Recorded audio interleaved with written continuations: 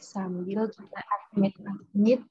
Ya, baik Ibu-Ibu, sebentar. Ya, sambil tunggu teman kita, nanti insya Allah yang lain segera berpindah. Sebelumnya, Assalamualaikum warahmatullahi wabarakatuh.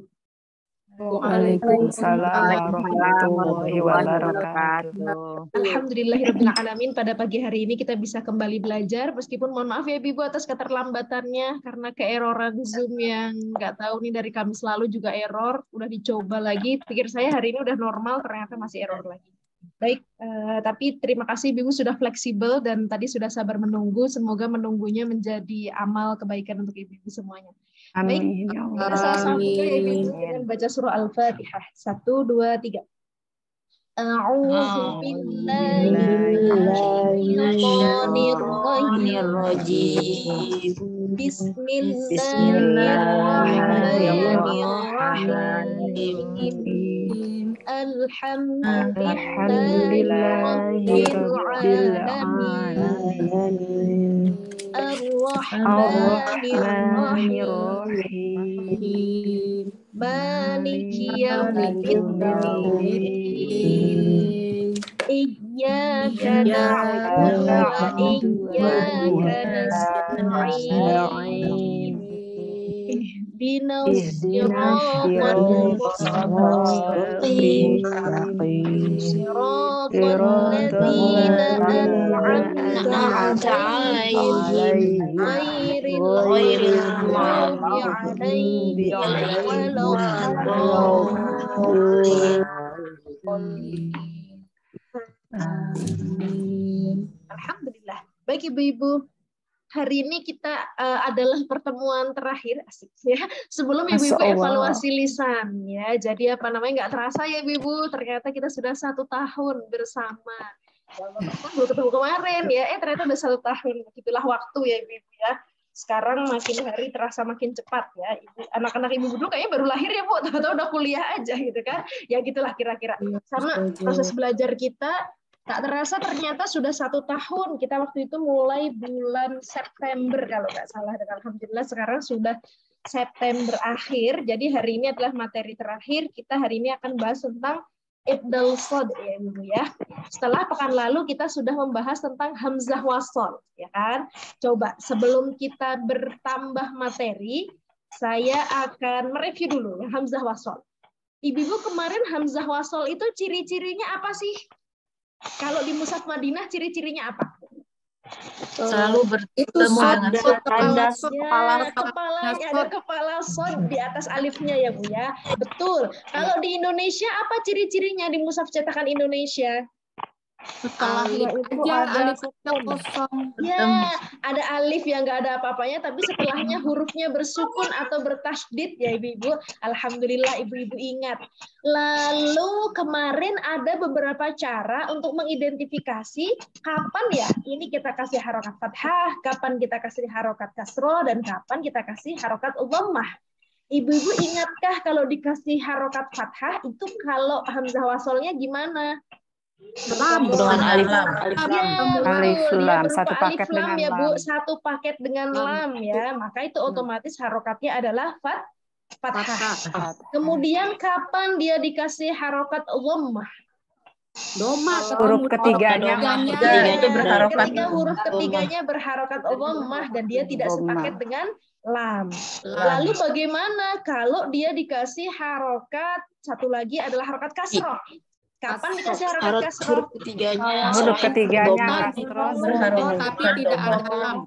Ya, jadi ketika huruf ketiganya yang penting bukan dhammah. Ya kan, bisa fathah, bisa kasroh, tapi kita harokat alifnya, hamzah wasolnya selalu kasroh ya Bu ya. Alhamdulillah. Berarti Ibu sudah mengerti ya Bu kemarin tentang hamzah wasol yang sudah kita pelajari pekan lalu. Kemarin kita juga belajar apa ya Bu? Satu lagi kayaknya kita belajar 2 deh. 2 apa 1 ya? Pekan lalu ya? Lalu satu ya ini Bu? aja. Satu aja ya hamzah wasol. Baik. Berarti sekarang kita akan belajar yang namanya ibdal shad ya Ibu ya. Kalau pekan lalunya lagi kita yang udah belajar tentang itu ya Bu ya, ada saktah, ada ismam, ya ada tanda sofir, betul tanda sifir ya Bu. tanda sifir ya. Waktu itu ada apa namanya yang sifat mustatil, ada sifrul mustadir ya. Alhamdulillah Ibu masih ingat. Ya, hari ini kita akan belajar tentang ibdal sod. Ibdal atau badal, Ibu masih ingat nggak artinya badal apa? Ganti kan? Pengganti. Betul. Waktu itu kita pernah belajar yang pakai kata badal-badal di bab apa ya Ibu? Mat badal, betul. Di bab mat badal kita belajar tentang pengganti. Nah, hari ini kita akan belajar tentang ibdal shad atau badal pengganti shad menjadi sin dalam Al-Quran dengan periwayatan Hafiz yang kita pakai di Indonesia dan di sebagian besar tempat di seluruh dunia. Ya, Ibu ya. Jadi ibdal shad. Apa itu? Nah, jadi kenapa sih kok bisa diganti shad dengan sinnya itu? Kenapa bisa terjadi ibdal shad? Sebentar, saya ya. Nah, jadi kenapa bisa terjadi ibdal shad, penggantian dari shad ke sin atau sebaliknya? Karena ada terjadi beberapa perbedaan ya Ibu-ibu. Jadi ada ulama qiraat membacanya dengan 2 atau 3 cara. Ada yang membaca dengan sin, kadang dibaca dengan shad. Nah, lalu yang membaca sin yang kita, yang riwayat Imam Hafiz. Ya. Dan yang perlu kita ketahui bahwa Al-Quran yang Rasm Utsmani itu, yang sekarang kita gunakan, itu mengakomodir banyak qiraat yang lain. Waktu itu kita pernah belajar bahwa ada berapa macam qiraat Ibu-ibu di dunia ini yang tervalidasi dan masyhur? 13. Ada yang masih ingat? 13, ya betul. Ada 13 qiraat. Salah satunya yang kita pelajari yang riwayat Hafiz. Tapi kita masih belum belajar yang 12 yang lain ya Ibu-ibu ya. Nggak apa-apa belajar 1 cukup ya. Tapi kalau Ibu mau jadi ahli qiraat berarti belajar semuanya. Nah, di cetakan yang kita pakai itu, Rasm Utsmani itu mengakomodir banyak bacaan qiraat yang lain. Jadi misalnya di qiraat riwayat Imam Warosh, saat misalnya di sana dibacanya huruf itu shad. Padahal kalau di kita dibacanya sin. Nah, seandainya ada orang yang tinggal di negara dengan riwayat Imam Warosh, lalu datang ke Indonesia, dia lupa nggak bawa Al-Quran ya Bu ya. Kalau sekarang sih ada Al-Quran digital ya Bu ya. Tapi misalnya zaman dulu kan belum ada tuh. Nah, jadi pas pakai mushaf riwayat Hafiz yang ada di Indonesia pun, dia bisa mengerti, oh ini kalau di Al-Quran saya yang dibaca shadnya, bukan sinnya. Kira-kira kayak gitu. Makanya ditulis tandanya, dua-duanya ditulis. Ya, sama dengan beberapa misalnya ada kata maliki, kenapa ma-nya ditulisnya mim terus atasnya tinggi apa gini nih, maliki. Yang kita lihat di Al-Fatihah nih Ibu. Nah, itu juga salah satunya adalah untuk mengakomodir riwayat-riwayat yang lain. Sebentar kita lihat di surah Al-Fatihah. Misalnya ini. Nah, inilah Bu yang kata maliki yaumiddin, maliki. Nah, ma-nya ini kenapa ditulis begini, bukan begini yang mim begini loh. Nah, tapi mim dengan tegak seperti ini. Kenapa? Karena ada di riwayat yang lain yang membaca mimnya itu tidak panjang ya. Di riwayat yang lain. Nah, untuk mengakomodir riwayat yang lain itu agar kalau ada orang dengan riwayat lain baca mushaf kita itu mudah, maka ditulisnya begini. Seperti itu ya Ibu. Itu ceritanya. Jadi mushaf riwayat Hafiz itu adalah mushaf yang mengakomodir banyak riwayat-riwayat yang lain seperti itu.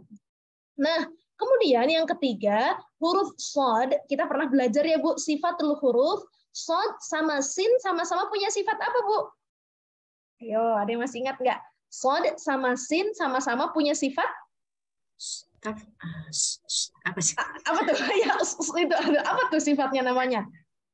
Sofir. Sofir, betul Bu Sisi ya. Sofir ya, punya sifat sofir. Kalau tafasyin sifatnya siapa Bu? Shin. Shin ya kan? Kalau tafasyin sifatnya shin, ada dorongan udara yang kuat dari dalam. Sedangkan ini kayak ada suara siulan burung, huruf shad dan sin. Tapi kita tahu shad lebih tebal daripada sin. Kenapa shad lebih tebal daripada sin dan dia lebih kuat? Karena dia punya sifat apa Bu? Isti'la. Isti'la. Betul sekali. Dia punya sifat isti'la, makanya dia lebih tebal ya. Jadi apa namanya? Kita akan mempelajari ini di mana shadnya diganti sin dan sebagainya. Ini ya Bu, ini penyebabnya kenapa ada ibdal shad. Nah, di dalam Al-Quran hanya ada 4 tempat. Ya Bu ya, hanya ada 4 tempat di dalam Al-Quran. Yang pertama di surah Al-Baqarah ayat 245. Yang huruf sodnya dibaca sin. Ya, Sin. jadi apa namanya? Di sini nih Bu, ini waya sutu, harusnya kan pakai sod, waya sutu, sutu harusnya begitu, tapi ini kita baca sin, waya sutu, sutu, sin, bukan sod, ya Bu ya. Nah, ini yang pertama di surah Al-Baqarah ayat 245. Tulisannya bagaimana? Nih, ini saya nge-cropnya ini ya Bu, blur nih Bu. Jadi di sini lihat ada sin kecil di atasnya. Di atas huruf shad ada sin kecil. Nih. Kelihatan ya, Bu? Sin kecilnya. Kelihatan. Ya, jadi apa namanya? Ini adalah tanda ibdal shad. Jadi kita baca shadnya dengan sin. Waya besutu, waya besutu, bukan shad waya besutu, tapi waya besutu. Nah, pakai sin ya, Bu ya. Ini yang pertama. Ya, di surah Al-Baqarah ayat 245. Gimana ciri-cirinya Ustazah? Di Al-Quran kita sudah ada tandanya sin kecil. Ya, jadi ini bukan sin saktah ya, Bu. Karena kita belajar juga ya, tanda sin kecil ada tanda saktah di mushaf cetakan Madinah. Kalau saktah mah nggak di bawah harokat ya, Bu, ditaruhnya. Ini kan di bawah harokat nih. Atasnya ada harokat, bawahnya ada sinnya kecil. Dan dia selalu di atas huruf shad. Ya. Ini yang pertama di surah Al-Baqarah ayat 245. Yang kedua, di surah Al-A'raf ayat 69. Yang kata toh, harusnya pakai shad, toh. Dibaca menjadi toh. Tadinya toh jadi toh. Jadi lebih tipis ya Bu ya, karena dibaca sin, bukan shad. Ya Bu, ini di surah Al-A'raf ayat 69. Tulisannya bagaimana? Sama ya Bu, ada sinnya kecil. Nih, fil khalqi bastoh, bukan bukan, tapi bastoh. Fil khalqi bastoh. Coba sama-sama, 1, 2, 3. Fil khalqi bastoh. Ya, lebih mudah sin ya Bu ya, malahan ya dibandingkan shad ya. Ini di surah Al-A'raf ayat 69. Ya, jadi ada shad yang diganti membacanya dengan sin. Kemudian yang ketiga di surah At-Tur ayat 37. Ya, ini boleh dibaca sin atau boleh dibaca shad. Ya, jadi opsional. Ibu mau baca sin boleh, dibaca shad juga boleh. Lalu bagaimana ciri-cirinya untuk mengidentifikasi Ustazah kapan dia yang dibaca sinnya, kapan dia dibaca shadnya. Nih, kalau di mushaf kita ditandai tulisan huruf sinnya itu Bu, ditulisnya di bawah huruf shad. Kalau yang tadi kan di atas huruf shad, maka sinnya yang lebih utama. Sedangkan yang ini sinnya di bawah huruf shad, artinya lebih utama yang shadnya yang kita baca. Tapi kalau mau dibaca sin juga boleh. Nah, tapi bedanya adalah letaknya, gitu ya Bu ya, letak penulisannya. Jadi ada maksudnya ketika ditulis shadnya yang di atas atau sinnya yang di bawah atau yang di atas, nah itu ada maksudnya. Jadi kalau yang ini yang boleh dibaca sin atau shad, sinnya ditulis di bawah ya Bu ya. Ini dikata wal musaytirun. Jadi dibacanya bukan musay, boleh juga dibaca musaytirun, boleh. Tapi lebih utama dibaca al-musaytirun. Al-musaytirun. 1, 2, 3. Al-musaytirun. Ya. Ini di surah At-Tur ayat 37. Bu, kita coba lihat, saya udah scrub belum ya? Nih Bu, ya. Jadi huruf sinnya ada di bawah letaknya. Nah, ini maksudnya tadi yang lebih utama shadnya atau sinnya Ibu? Shadnya yang lebih utama. Betul sekali. Ya, shotnya yang lebih utama dibandingkan dengan sinnya. Makanya dia ciri-cirinya sinnya ada di bawah huruf shot. Ini tempat yang ketiga. Lalu tempat yang berikutnya adalah di surah At-Tur. Ini sama ya Bu ya. Apa namanya tadi ya ayat 37. Ada juga yang ditulis di atasnya gitu. Ustazah gimana dong kalau ditulis di atasnya di cetakan Quran yang lain misalnya. Kalau cetakan Madinah tadi Bu ya ditulisnya di bawahnya. Tapi di beberapa cetakan Quran kita ada juga yang ditulis di atasnya. Terus gimana Ustazah untuk membedakan? Ya seandainya kita baca sinnya juga kan boleh, ya kan Bu? Yang lebih utama memang shod. Tapi kalau Ibu lupa, lo kan lupa namanya lupa gitu kan? Boleh seandainya mau dibaca sinnya juga. Meskipun dia yang bukan yang lebih utama tapi tetap boleh. Ya, jadi seandainya Ibu lupa Ustazah kok di tempat saya ditulisnya apa namanya sinnya di atas juga. Terus saya lupa, kan banyak yang harus diingat gitu ya. Kalaupun kebaca sin, boleh. Karena membacanya opsional, meskipun yang lebih utama adalah yang shod. Gitu ya, Bu ya. Oke. Ini yang ketiga tempatnya. Yang berikutnya di surah Al-Ghasyiyah ayat 22. Nah, yang ini shod-nya tetap dibaca shod. Di ayat apa? Bimusaytir. Bukan bimusaytir, tapi tetap bimusaytir, tetap shod ya Bu ya. Bimusaytir.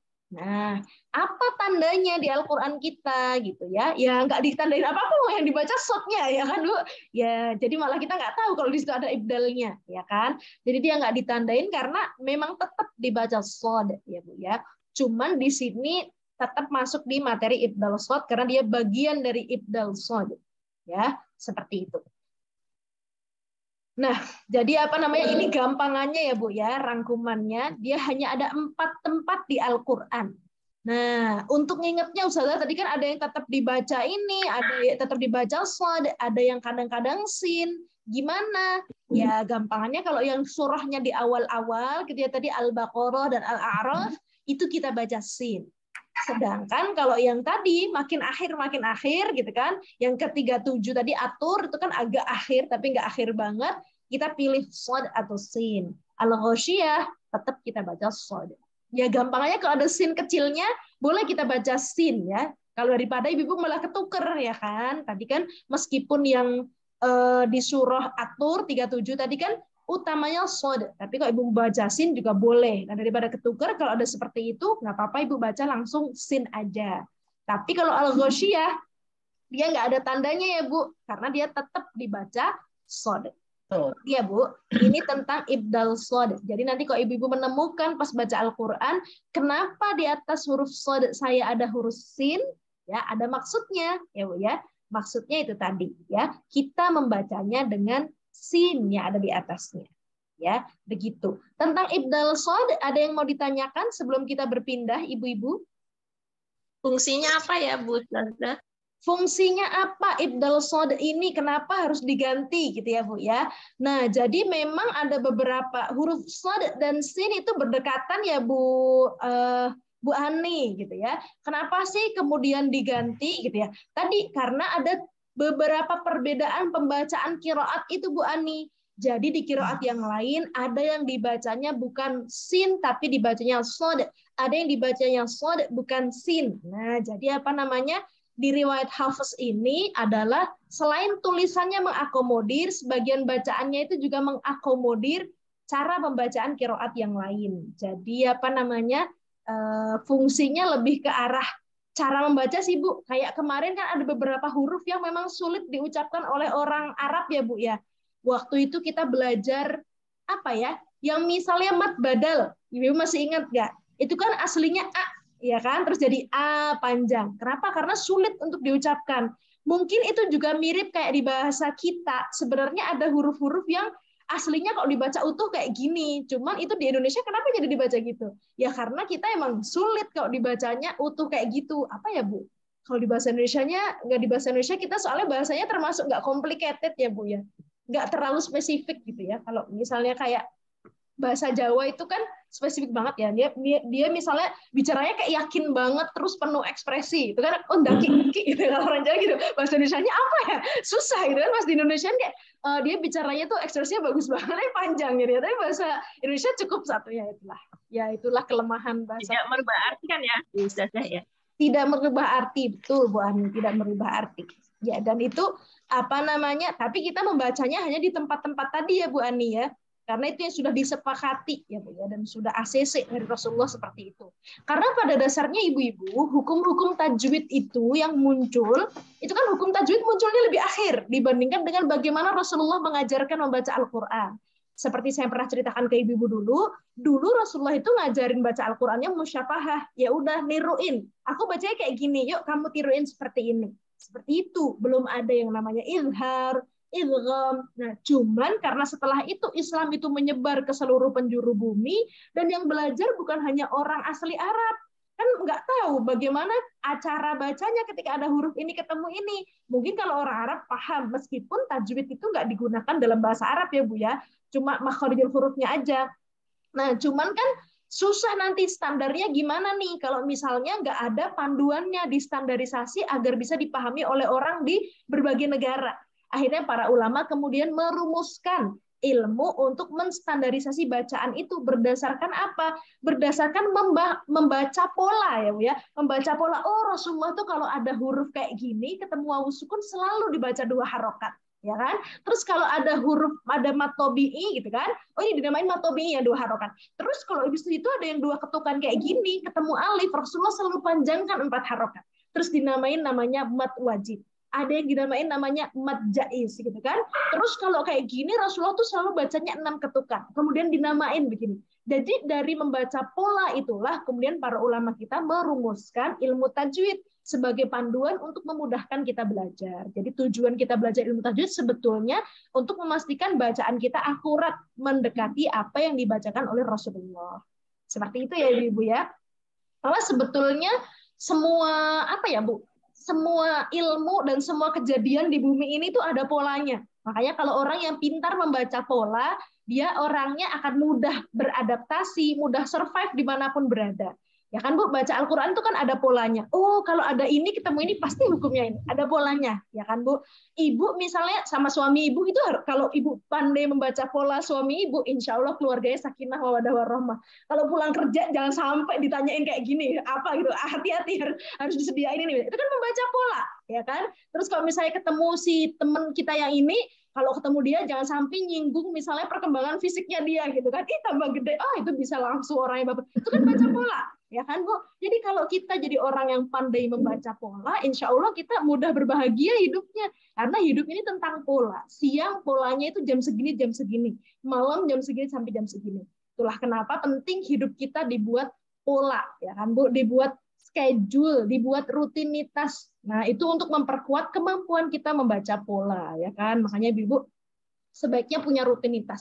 Kemarin saya habis belajar. Ternyata bayi, ya Allah bayi itu juga belajar tentang pola loh Bu. Mereka belajar rutinitas. Makanya kalau ibu perhatiin, misalnya ibu punya bayi, jam berapa dia biasanya makan, jam 7 misalnya dia biasanya makan. Jam 7 itu ibu belum kasih makan, dia pasti nangis. Karena dia paham ini jadwal saya makan gitu loh. Ya jadi ya emang kayak gitu. Jadi bayi itu sudah belajar tentang pola.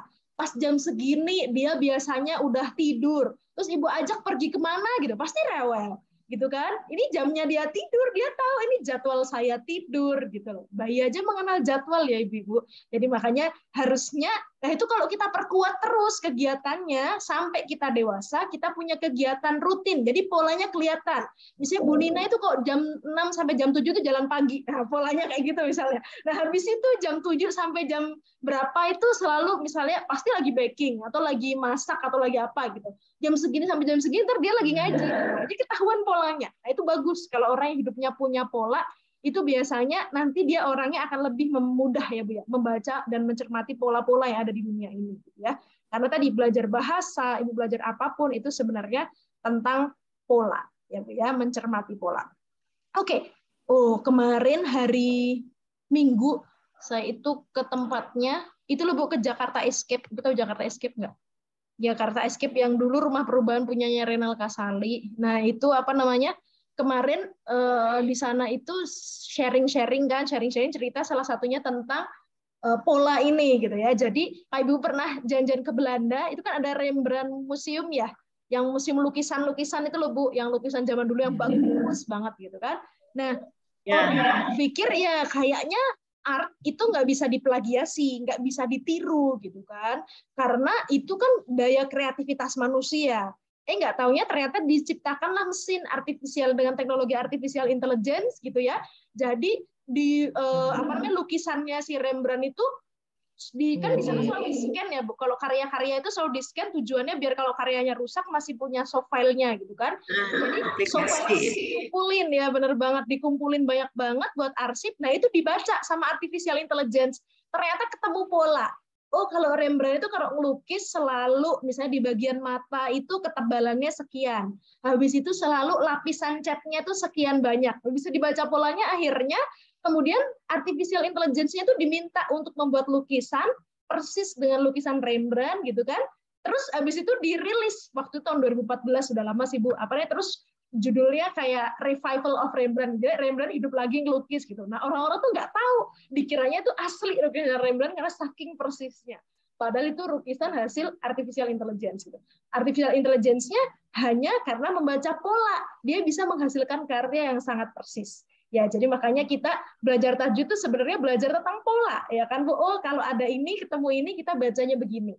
Kalau ada huruf ini ketemu ini kita selalu begini, ya kan? Nanti kalau Ibu cermat menerapkan polanya itu, insya Allah bisa presisi, lebih persis ya mendekati apa yang diajarkan oleh Rasulullah, ya seperti itu, ya. Baik Ibu-ibu, tadi tentang ibdal shad, berarti sudah jelas ya Bu?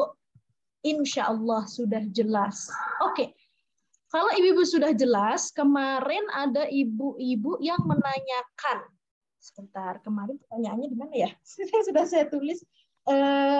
Ada yang tanda-tanda di Al-Quran. Tanda-tanda di Al-Quran, betul. Sebentar Bu, saya bukakan slide-nya. Saya merasa sudah menyimpan slide-nya. Jadi tentang tanda-tanda di Al-Quran yang kita sering temui ya ibu-ibu. Kadang kita menemukan beberapa tanda, ini maksudnya apa gitu ya, sebentar. Sebentar Ibu-ibu, saya taruh di mana tadi? Jadi itu saya tuh suka kalau namain file itu agak salah sih ya. Kita kan kadang ini materi ini fix, materi ini oke, materi ini yang mana nih yang benar gitu ya. Ya ini siap kirim, ya ini siap di print gitu. Jadi akhirnya yang benar yang mana gitu. Sebentar ya Bu. Ini bukan. Oh. Oke, sebelum sambil saya bukain, Kak Ibu ada yang mau ditanyain, boleh ya Bu? Sebentar, saya kayaknya di harddisk. Saya ambil harddisk saya sebentar sekali Bu.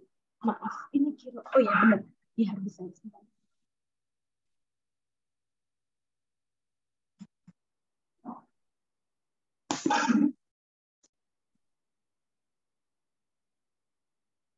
Bu, sambil saya buka file, sambil saya review materi dari awal ya Ibu-Ibu, karena ini kan nanti pekan depan Ibu-Ibu akan ketemu terakhir dengan saya untuk evaluasi lisan.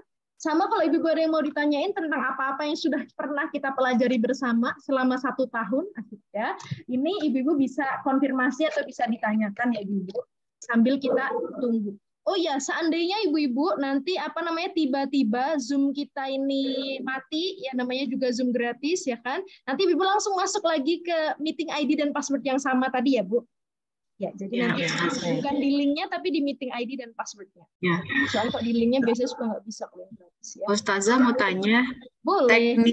Teknis besok untuk ujian akhir itu gimana ya? Maksudnya kita semuanya seperti masuk apa gitu ya Bu ya? Ya. Okay. Ya. Jadi nanti sebenarnya kalau ujian lisan ini karena ini semua bab ya Ibu-ibu, pada prakteknya itu biasanya cukup lama. Jadi satu orang perlu waktu sekitar 10 menit. Nah, jadi nanti urutannya kira-kira gimana? Saya serahkan ke koordinator kelas. Jadi misalnya nomor 1 siapakah, nomor 2 siapa. Berarti kalau 10 menit itu dengan jumlah kita sekitar 26 orang kalau nggak salah ya Bu ya. Kadang lebih kalau ujian itu kadang bisa 28 sampai 30.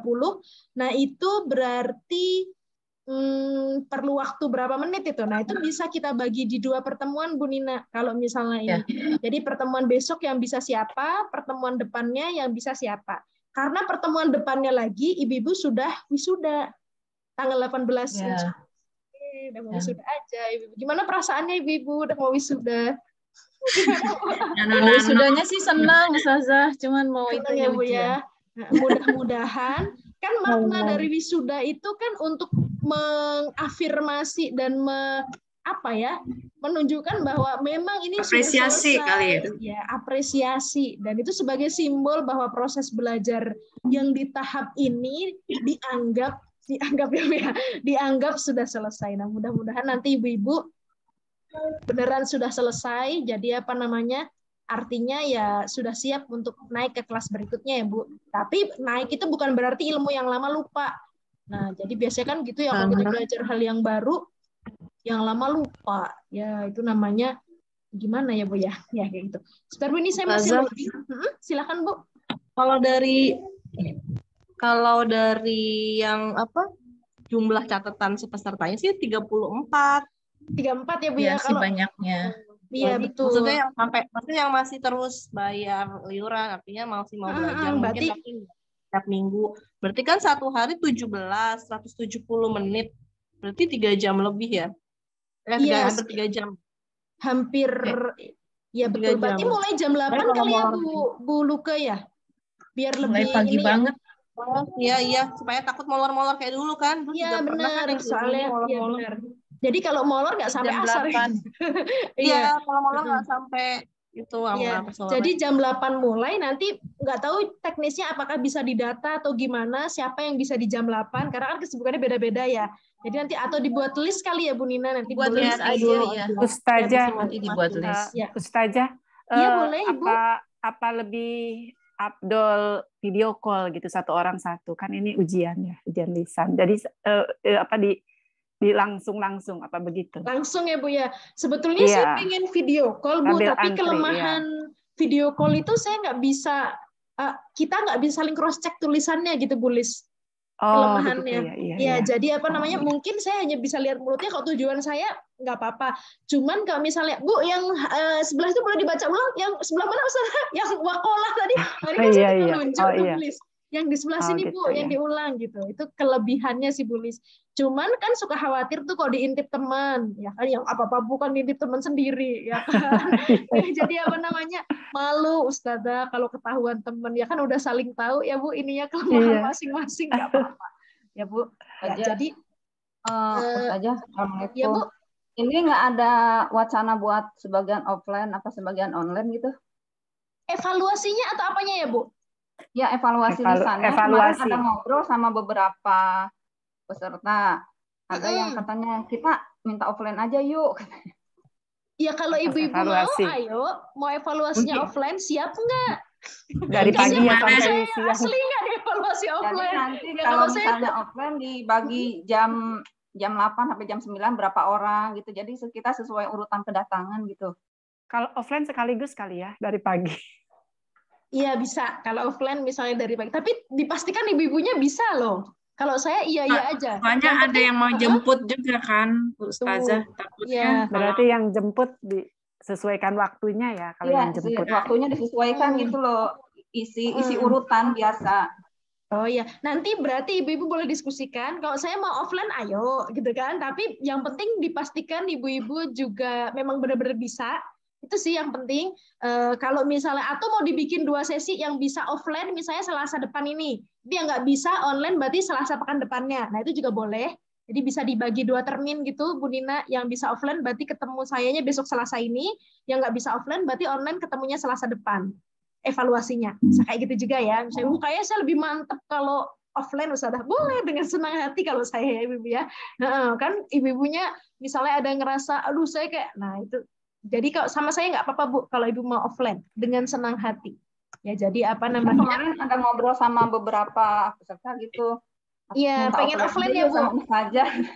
Boleh dengan senang hati. Ya, jadi nanti kalau ibu-ibu mau offline, berarti artinya nanti pas bikin list kita bagi 2 ya Bu Luke dan Bu Nina dan Bu Syarifah. Siapa yang mau offline, siapa yang mau online gitu ya. Jadi biar ada pilihan. Silahkan ibu-ibu kalau mau pilih yang mana dipersilahkan. Aduh, slide saya kok nggak ketemu ibu-ibu. Ada yang mau kemarin pertanyaannya boleh nggak Bu kita bahas aja langsung ya Bu. Tadinya saya merasa udah punya set, makanya santai banget. Tadi nggak sempat ngecek lagi. Oke. Yang tanda-tanda di Al-Quran. Yang tanda-tanda di Al-Quran ya Bu. Jadi yang kemarin kan ada, saya bukain Al-Quran online aja ya, sebentar. Jadi kita, biar ibu-ibu bisa lihat Al-Quran.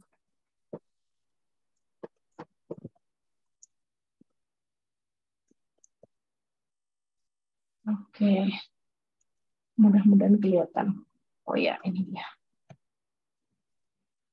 Nah, jadi yang kemarin yang pertama ibu-ibu tanyakan yang ini ya, Bu. Nih, maaf ya, Bu, saya pakai di... Saya tuh soalnya pernah merasa presentasi di Al-Aqsa. Ini slide-nya lengkap banget itu, semua sejarahnya, apa yang ada. Tapi kok hilang, maaf ya, Bu. Nah, ini nih yang tanda ain kemarin ya, Bu, yang ditanyakan. Nah, ini maksudnya adalah... An-Nisa 76. Kenapa, Bu? Oh ya, misalnya di surah An-Nisa 76. Ya, tadi ada Ibu yang menyebutkan ya, misalnya di An-Nisa 76. Biasanya di pinggir Al-Quran kita ada tanda ainnya begini, dan di atas ayatnya, misalnya nih, di sini ayatnya ini pas ayatnya berarti di sononya ya, Bu ya, ada tanda ayat, dan di atas ayatnya itu ada tanda ainnya. Artinya itu adalah namanya, kalau kita orang dulu nyebutnya satu ruku ya, Bu ya. Maksudnya satu ruku gimana? Dulu orang-orang kalau mengimamin sholat itu rata-rata panjangnya kira-kira segitu tuh, satu ruku. Nah, jadi kalau udah sampai sini ruku. Jadi kira-kira Ustazah kalau sholat satu rakaat itu sebenarnya lamanya seberapa sih? Kalau ibu jadi imam ya paling panjang kira-kira segini, satu ruku. Kalau imam sholat wajib ya, Bu. Kalau kita imam sholat wajib kan nggak boleh terlalu panjang. Karena apa? Makmum kita macam-macam. Nanti ibu kalau udah naik kelas tahfidz, mentang-mentang udah hafal 5 juz gitu kan, ngimamin ibu kelas reguler gitu kan, weh, langsung 1 juz ya, kasihan ya. Karena punya banyak kepentingan makmumnya. Maka paling panjang seberapa? Sekitar 1 ain atau 1 ruku ya, Bu ya. 1 ruku itu sekitar berapa halaman ya, Bu ya? Nggak yang banyak banget ya, Bu. Nggak banyak banget. Jadi itu paling panjang sekitar segitu. Itu buat penanda, oh sampai sini biasanya imam itu akan ruku panjangnya segitu. Nah, tapi kalau ibu jadi imam sholat wajib ya tadi makin pendek makin bagus, tapi jangan pendek banget. Intinya sedang-sedang saja, karena makmum kita situasinya berbeda-beda. Ada yang nenek-nenek misalnya kalau berdiri lama nanti gemeteran kakinya, ya kan? Ada anak-anak yang nggak bisa tenang di waktu yang lama. Jadi makanya kalau ngimam sholat wajib, pastikan kita memikirkan kondisi makmum kita. Ya, itulah kalau jadi pemimpin ya, Bu ya. Speednya nggak bisa kecepatan kita atau sesuai dengan kebutuhan kita, tapi kita harus lihat kondisi makmum kita seperti apa. Nah, di zaman Rasulullah waktu itu ada orang yang ngimamnya lama banget, bacanya Al-Baqarah. Terus ada makmumnya yang kemudian keluar dari jamaah. Ya, jadi maksudnya dia udah ikut sholat jamaah, lah kok lama banget imamnya. Akhirnya dia terus keluar dari sholat jamaah, terus sholat sendiri.